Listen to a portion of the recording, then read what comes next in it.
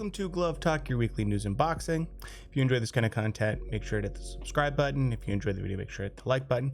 With that said, let's get into the news for this week. So let's start with Mick Conlan, and then we'll go to Conlan Frampton because it's on the same card. Mick Conlan gets a stop in the 10th round.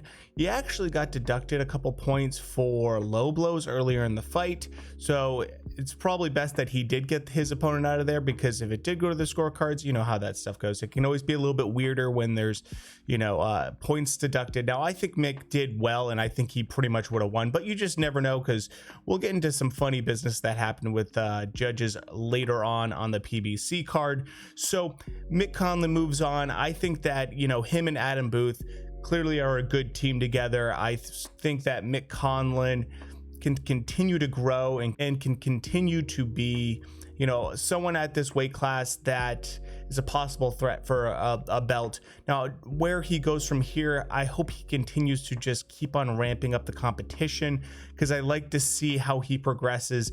I think that this was a good showing from him, and, especially with his combination of doing, solid footwork, plenty of body work, and then moving up to the head. I like that about him. He's not just a headhunter, and I find him to be just fundamentally very sound. So now moving on to the Conlan Frampton fight, and Conlan Frampton gets a stoppage as well in the 7th round.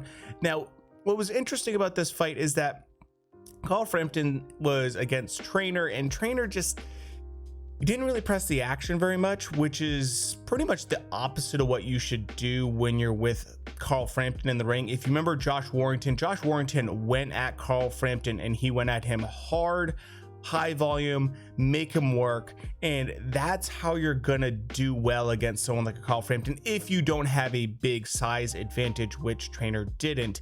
Trainer kind of was just a little bit more hesitant, kind of was patient, which I liked, but he's not such a power puncher when it comes to countering that it makes it really worth his while. In the end, Conlan Frampton basically dropped him a couple times, I believe in the 6th round with body shots, and then in the 7th round, as you'll see, I'll put it up over here, he hit him with a body shot, and at that point I think Trainer was just done. Now, some people got mad and said, Trainer just quit.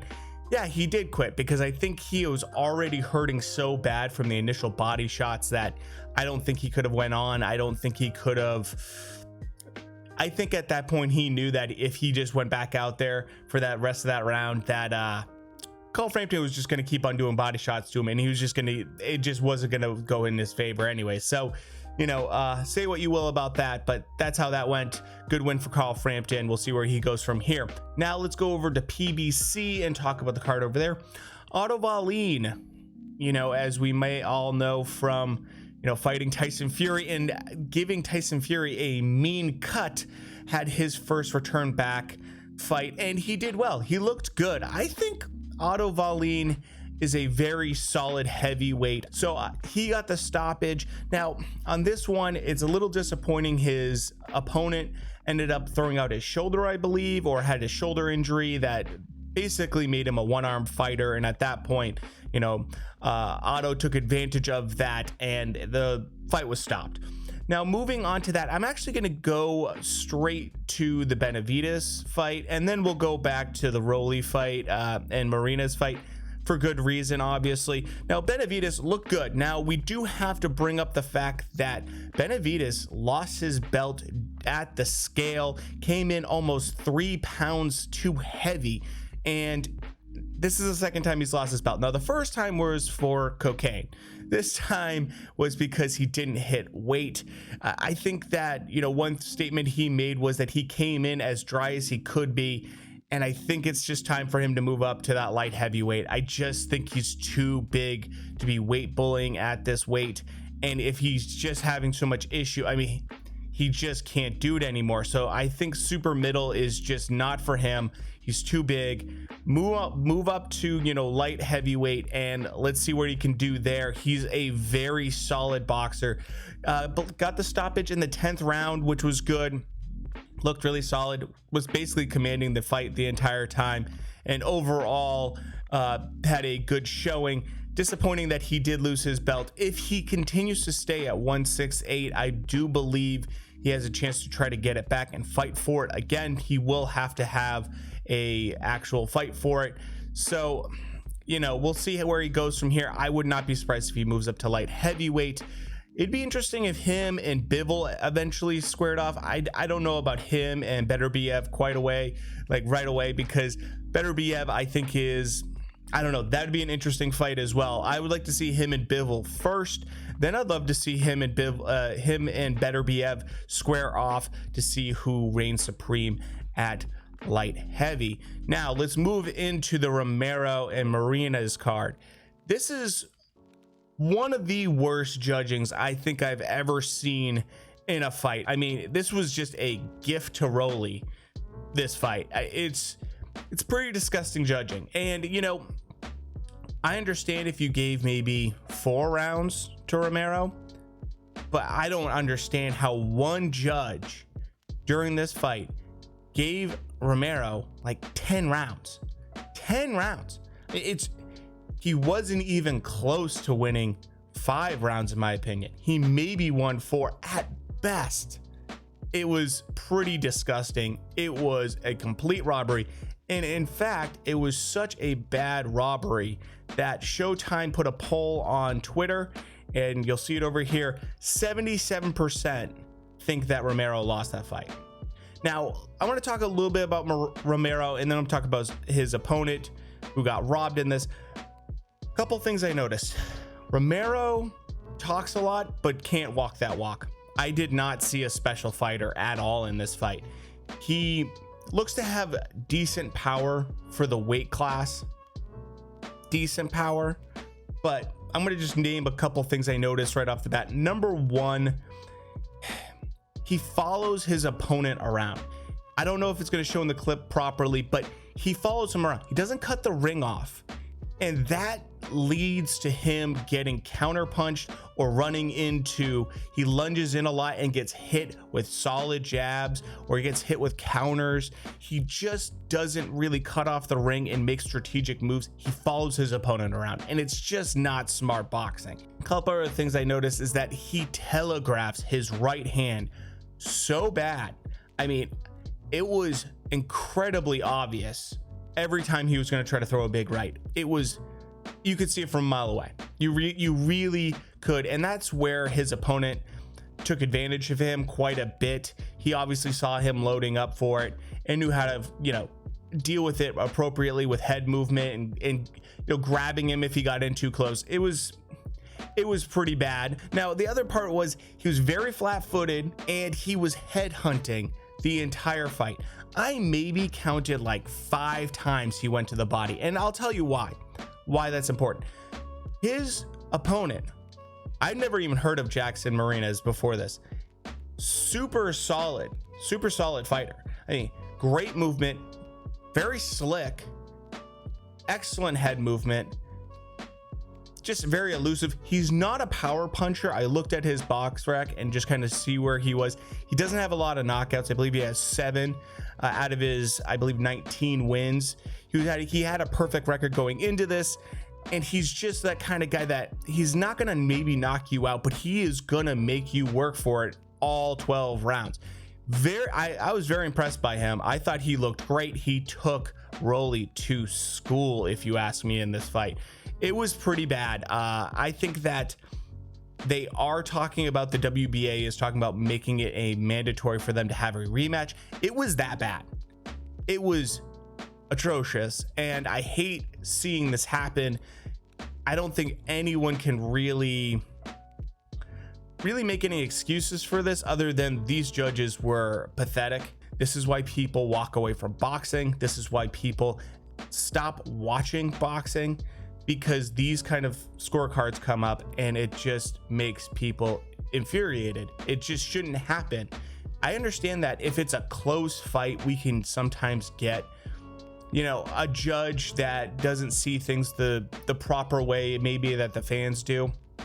But some of these scorecards were just awful. How do you give 10 rounds to Romero on this?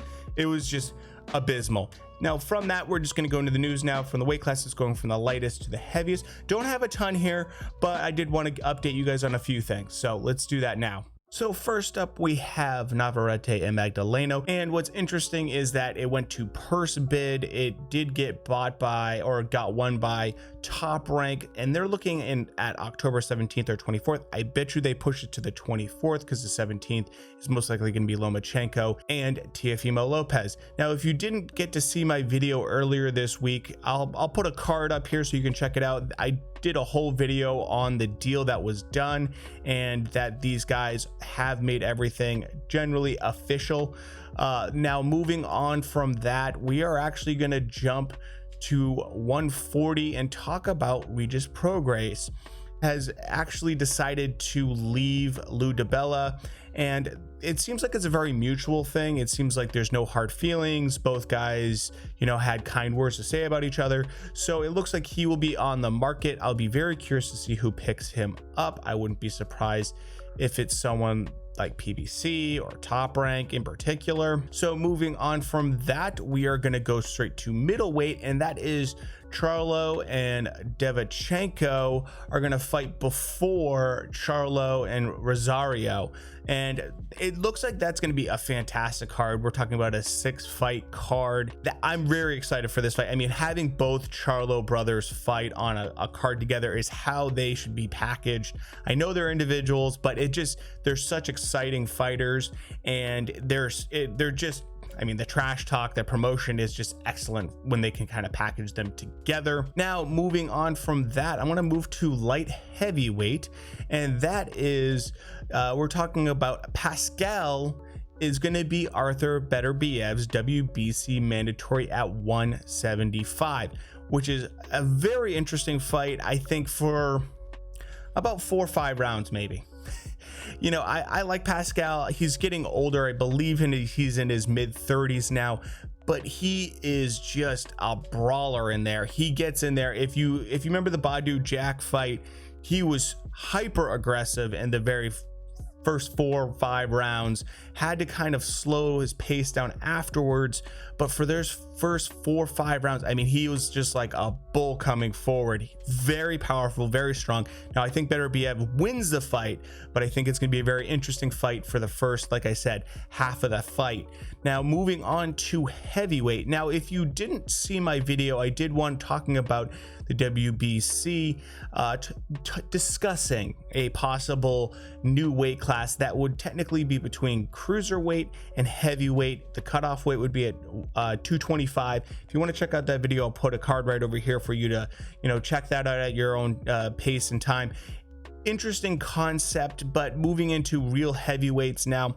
Looks like Joseph Parker is targeting October. I don't know if that's actually going to be official yet, but he's targeting October, and it looks probably like he's going to pick someone that's in the Australia, New Zealand area. Excited to see him come back. He's someone that really hasn't been on really anyone's radar other than his interesting content that he's created during, you know, during the pandemic and everything like that. He's had these funny videos for Twitter where he's put out these videos of him playing different roles in, you know, Napoleon Dynamite and, you know, Superbad and all these kind of classic movies, which was comical, but I want to see him in the ring and I want to see how he's doing.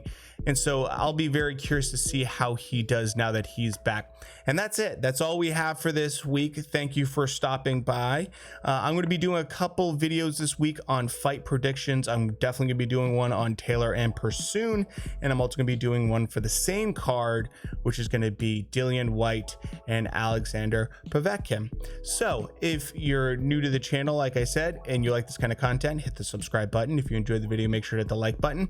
Did want to note, we are also on every major platform when it comes to podcasts. So if you want to listen to it in the car rather than watching the YouTube video, you can do that as well.